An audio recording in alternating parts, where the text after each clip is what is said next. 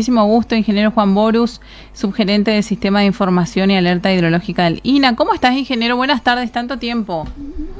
¿Qué tal, Laura? Un gusto, tanto tiempo, es cierto. Sí, la verdad que sí, es un tiempito que no venimos hablando. Como siempre, agradecidos porque estés del otro lado a estas horas. Sí, hoy estamos con Evelyn, Katiuska no se encuentra hoy en el programa, pero sí está Evelyn con nosotros, así que también atentos a todo tu análisis, que siempre lo realizas de una manera muy interesante y muy profesional también. Bueno, ingeniero, comentanos, yo estaba haciendo como una introducción recién, hablando acerca del fenómeno del Niño que y sus cambios, ¿no? en todos estos meses.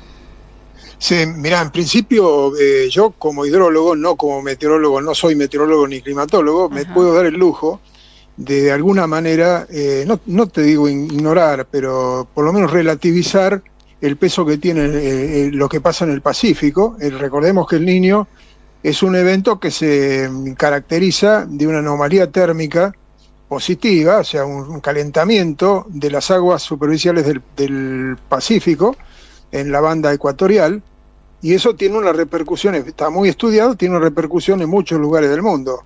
Me parece que ya sea por el cambio climático, la variedad climática o lo que sea, es cierto que en nuestra región ese evento ya va perdiendo, de alguna manera está perdiendo significación.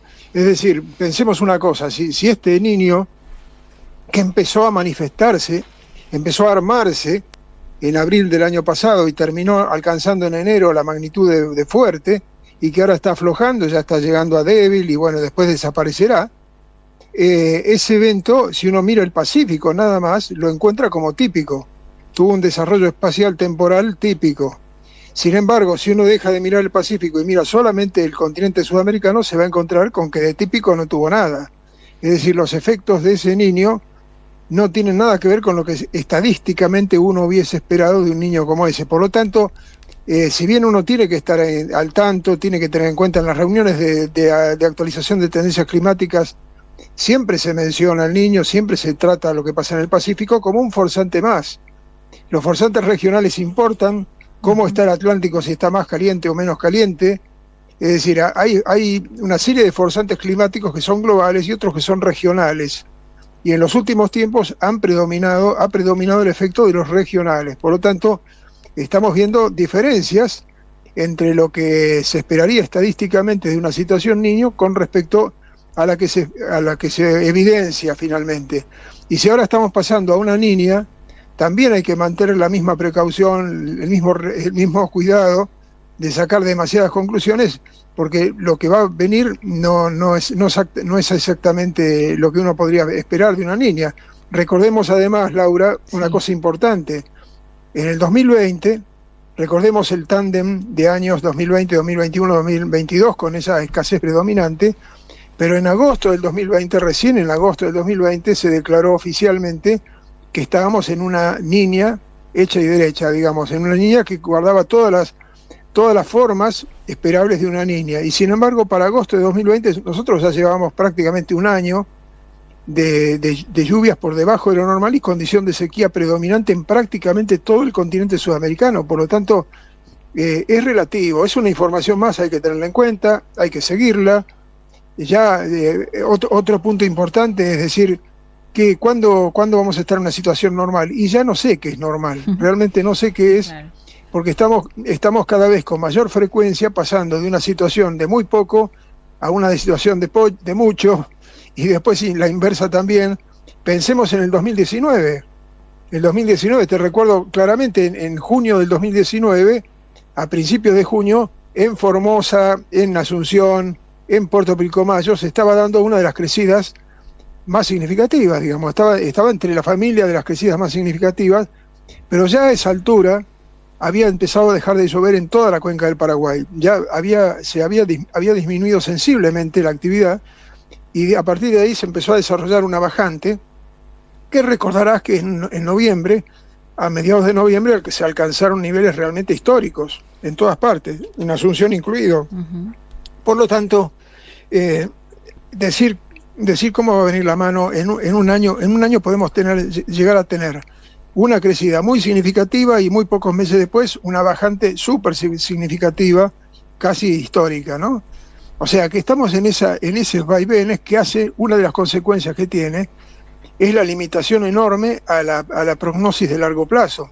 Es decir, el horizonte de pronóstico que podemos plantearnos es cada día más estrecho, cada día más corto. En este momento, por ejemplo, el viernes que viene seguramente se va a hacer una reunión de actualización de tendencias muy interesante, porque se discute todo esto que estoy diciendo, pero ya a un nivel climatológico, por lo tanto, con mayor profundidad y más completo el análisis, y se va a extender el análisis hasta el 31 de julio, o sea, completando lo que falta del otoño y metiéndonos directamente en el invierno. Y es muy probable, yo creo que es muy probable que no veamos cambios significativos en las tendencias, que todo siga en general, en términos generales, con niveles, por ejemplo, en el río Paraguay especialmente, con niveles claramente por debajo de los niveles promedio de los últimos 25 años. Es decir, estemos realmente abajo, y si continuemos en aguas bajas y a veces en aguas medias, con estas lluvias que se han dado últimamente muy beneficiosas, que vienen muy bien, tanto en el área próxima al norte de Asunción como el este de Formosa y de Chaco, en el río Tebicuarí. Las lluvias del Tebicuarí dieron una crecida que realmente muy importante, que se culminó, creo que fue el jueves, que alcanzó un caudal en Villa Florida del orden de 4.500, casi 4.500 metros cúbicos por segundo. Es una barbaridad, es muchísimo. Y ese tipo de cosas puede ocurrir. Da la impresión como que el río Paraguay se está despertando, está empezando a querer revivir, pero no nos podemos dejar de llevar por un evento, por una serie de eventos, un momento, porque ya desde hace un par de días que se han diluido, se han dispersado totalmente los eventos, las lluvias. Tenemos un dominio sobre toda la cuenca del Plata prácticamente de alta presión y de estabilidad. ¿Cuándo se va a romper esta estabilidad y cuándo van a volver las lluvias y dónde?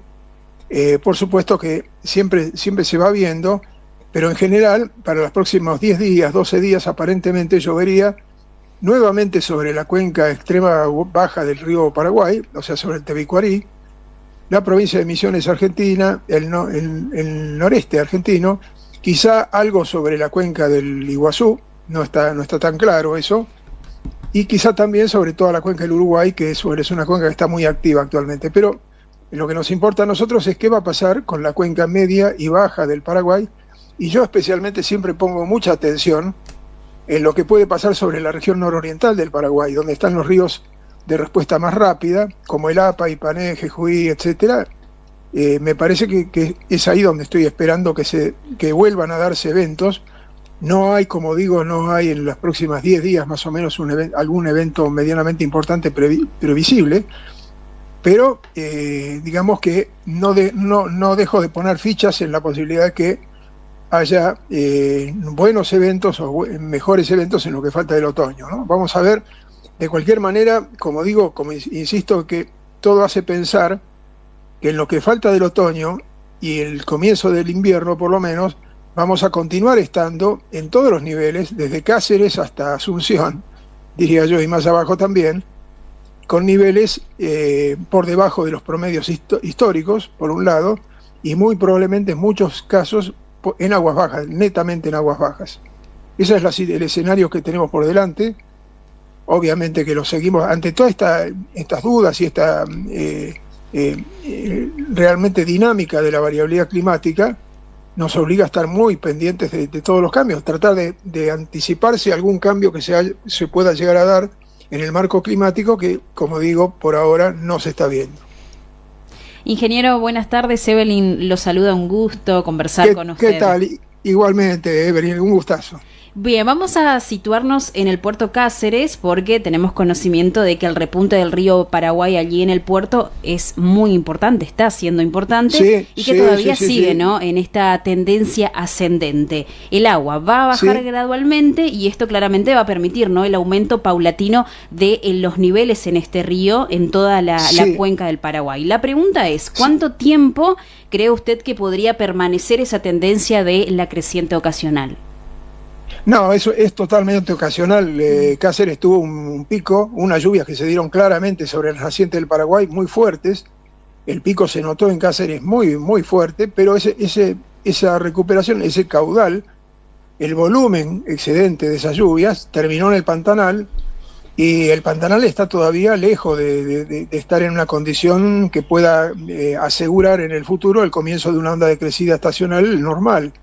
Quiere decir que no alcanza ese evento, y algún otro que se pueda volver a dar, no alcanzan como para que el Pantanal vuelva a una condición en general normal. Por ahora va a continuar así como está, y si uno mira desde Bahía Negra, Olimpo, Vallemí, digamos, todas las escalas, Concepción también, todas las escalas que uno ve de control, no salimos de los niveles muy por debajo de los valores normales, y va a ser difícil que con un par de eventos nada más podamos salir. Tiene que haber un cambio en el marco climático de la cuenca alta y media, cambio climático, cambio de la tendencia climática, para no confundir con el cambio climático, cambio de tendencia climática, que por ahora no tiene visos de aparecer, no se da.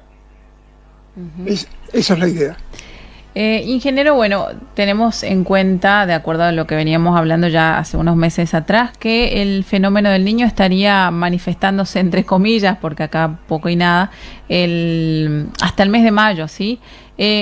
¿Cuánto tiempo después del fenómeno del Niño como que se establece lo que sería la Niña? Y mira, esa es una excelente pregunta, porque lo venimos siguiendo tiempo atrás. Yo creo que, no sé, me voy 20 años atrás. Parecía, por lo menos desde mi punto de vista, que estoy en la hidrología operativa, en el seguimiento de lo que pasa para pronóstico hidrológico, parecía que la señal de lo que pasaba en el Pacífico tardaba entre 1 mes y medio y 2 meses en establecerse en nuestra región, fuera cual fuese la situación en el Pacífico. Tardaba entre 1 mes y 1 mes y medio, se ve algún cambio, ¿no? Ese cambio llegaba a nuestra región. Si pasaba de una niña a un niño, bueno, esa mayor cantidad de lluvia, en donde suele llover con un niño, tardaba entre 1 mes y 1 mes y medio en llegar. Actualmente ya no está claro, por lo que decía antes, digamos, con respecto a la niña del 2020, al tándem de niñas, esa dinámica que se ve en el Pacífico, está claro, pero se ve mucho más en el continente sudamericano. Está claro que si ahora pasamos supongamos que termina de desaparecer el Niño, que toda la anomalía térmica positiva de la banda ecuatorial del Pacífico se diluya, pasemos por un momento, muy poco tiempo, pasemos a una condición neutral, y enseguida se empieza a enfriar y empieza a aparecer el enfriamiento y se declara la Niña. Yo creo que lo que yo espero, lo que supongo, mi composición de lugar, es que esa declaración de Niña, de alguna manera, se daría recién en julio o agosto, no creo que antes.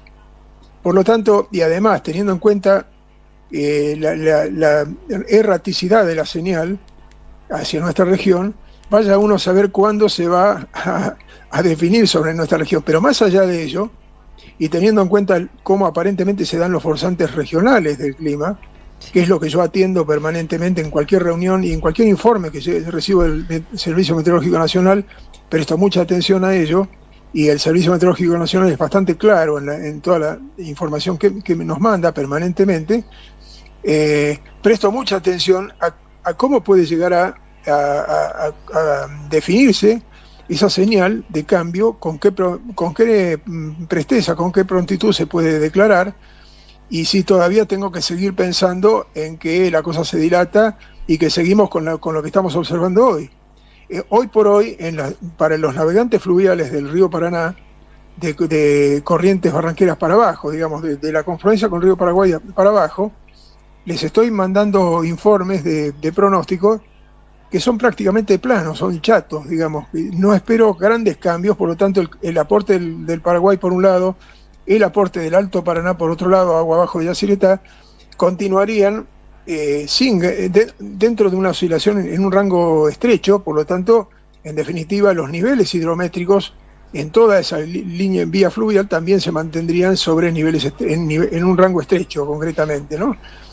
Cuando tenga alguna definición de un cambio de tendencia o alguna idea de un poquito más largo plazo que me permita vislumbrar hacia dónde vamos, y bueno, ahí ese rango de oscilación va a ir creciendo seguramente, y se va a ir definiendo, se va a ir corriendo el mojón del horizonte de pronóstico que se puede hacer, ¿no? pero siempre con mucho pie de plomo, con mucho cuidado, porque la variabilidad climática tan dinámica nos ha pegado algunos golpes, digamos que sí. Se supone que un sistema de alerta está para que la gente no se vea sorprendida por lo que pasa. Ese es el objetivo, y sin embargo, es tan desafiante la variabilidad climática que quizás sea, como dije otras veces, es la manifestación más evidente del cambio climático, pero bueno, a eso nos tenemos que acostumbrar. Nos limita tremendamente el horizonte de lo que podemos decir o los términos en los que podemos expresarnos, ¿no? Tenemos que tener muchísimo cuidado. Por ahora, insisto, muy en grandes rangos, el río Paraguay medio e inferior, o todo el río Paraguay en territorio paraguayo, creo que se mantendría dentro de lo que se está viendo ahora, con fugaces o eventuales recuperaciones de corto plazo, como la que hemos tenido ahora con el evento que se dio en la región muy próxima a Asunción, un poquito más al norte de Asunción, y también la que se dio en el río Tebicuarí y en el este de Formosa y de Chaco, ¿no? Salvo eso que se da cada tanto, que se va a volver a dar probablemente, la tendencia en general es de, no sé si una tendencia, pero la situación, el escenario que se dé, es de niveles claramente acotados. Ingeniero, hacía una excelente comparación de años anteriores de cómo era el panorama y también hizo mención al respecto de lo que se puede esperar, al menos hasta el mes de junio, decía, porque después esta incógnita, ¿no?, de saber con qué nos vamos a encontrar mes a mes.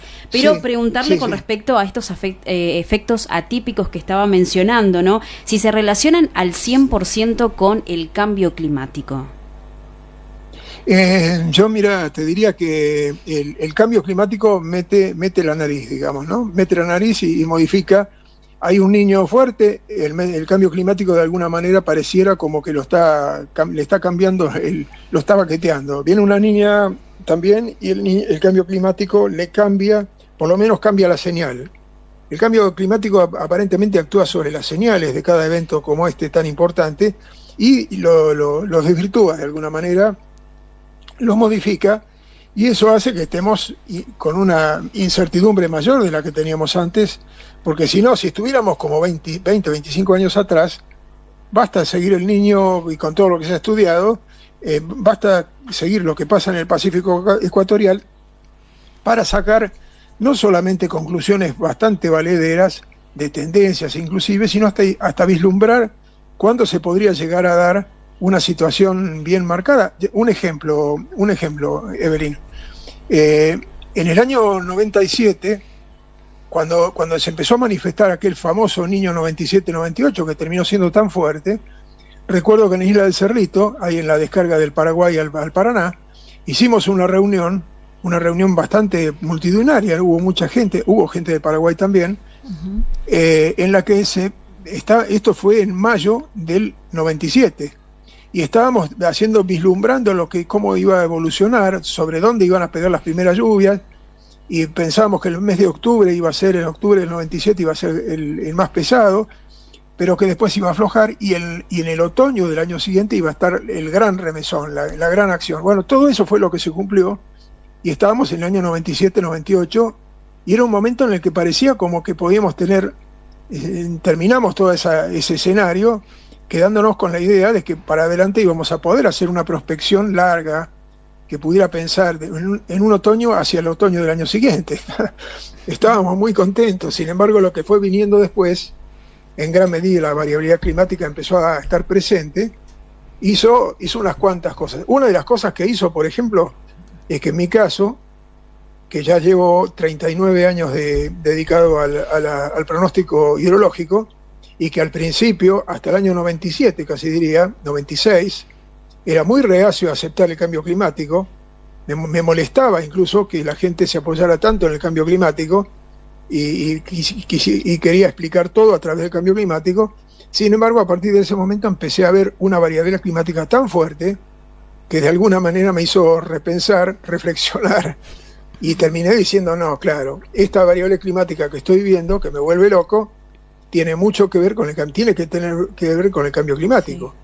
Tiene que ser su manifestación. A eso me tengo que acostumbrar, y esa es la información que me está mandando la naturaleza, como para que la tenga muy en cuenta de ese momento en adelante, ¿no? Y ya para lo que pasó en el 2003, por ejemplo, en Santa Fe capital, lo del 2007, la crisis importante, 2016, el otro niño tan importante que tuvimos, las bajantes en tándem, las 3 bajantes que tuvimos. Bueno, todo eso nos hace recordar el hecho de que la variabilidad climática es la que manda aquí, ¿no? Concretamente. Tenemos que hablar entonces de unos próximos meses más que preocupantes, ingeniero, ¿no? Sí. Si ahora sí, con el fenómeno del Niño nos vemos con esta situación de bajante, lo que nos espera. Yo creo que sí, porque además la navegación fluvial requiere de una planificación, de una logística bastante afirmada, que requiere de un pronóstico largo. O sea, y si no tengo esa capacidad de pronóstico largo, tengo que definir escenarios creíbles. Y todo el esfuerzo que estamos haciendo es para definir escenarios creíbles aún en esta incertidumbre enorme que tenemos. Y la verdad sea dicha, como bien decís, no hay mucho motivo para ser optimista, ¿no? Lamentablemente. Prepararnos entonces ya en ese sentido desde todo el sector fluvial, porque bueno, esto es cíclico, más allá de que venimos hablando de que hay de que los cambios atípicos, de que por ahí decís algo y no se da, o venís estudiando hace tantos años y no se da en realidad, ¿no?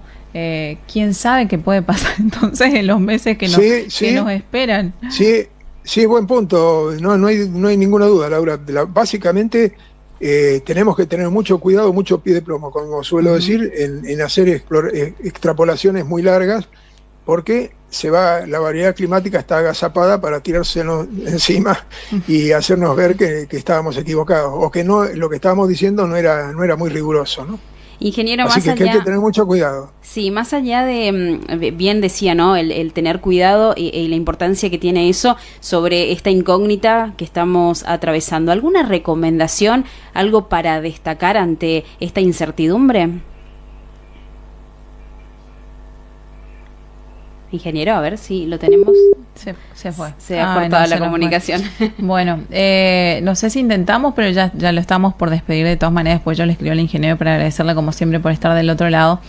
El ingeniero Juan Borus, subgerente del Sistema de Información y Alerta Hidrológico del Instituto Nacional del Agua de Argentina, y nos dejó con la pelota picando. Claro, nos quedamos ahí con la ¿Alguna incógnita. recomendación? Bueno, pero sí hablaba de tener cuidado, de los cuidados a tener presente, que eso me parece para destacar. Justamente parece que estaba adivinando que venía esa pregunta al respecto, pero fue muy claro, dado a entender el panorama anterior, haciendo esta comparación que decíamos antes, ¿no? De los años anteriores, de la llegada del niño, la llegada de la niña también, y el panorama en el que se encontraban allá por los años 90 y comparándola con la realidad actual que estamos atravesando, ¿no? Ingeniero, volvemos un ratito ya para saludarte. Sí. Y la última pregunta que te estaba haciendo Evelyn.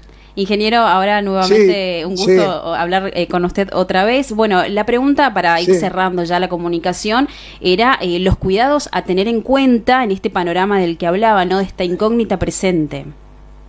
Sí, la integración regional en todo sentido.